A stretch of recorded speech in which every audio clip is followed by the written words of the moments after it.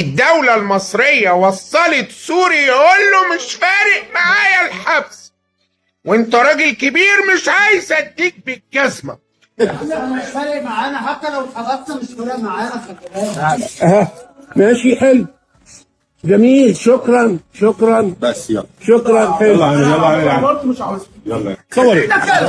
خلاص بس قول تاني. سيبك بقى من الهبل اللي انت فيه. ايوه، اضربني اضربني اضربني. اهو اهو الكلاب أهو مأكلهم ده. ومصور في الناس فيهم وبتستفز الناس علشان ياخد منهم فلوس ويطلع الناس العمر. يا ولد.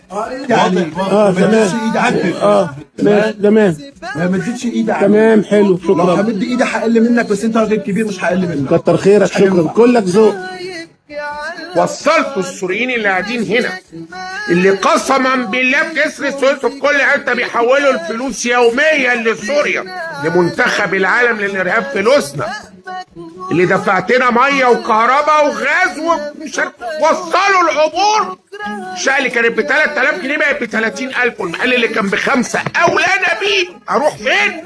وصل بقى ب 100 وب 150,000 بسبب السوريين. بيستقل الدولة المصرية وقاعد في اسكندرية في المعمورة بيقول له هديك بالجزمة اضربك وانا غريب وانت مصري ومش فارق معايا الحبس. تخيل، مش فارق معايا الحبس. والظباط لا يا بابا، الظباط عندنا بتدي ادخن تخين بالجزمة القديمة. وصلتونا للمهانة دي.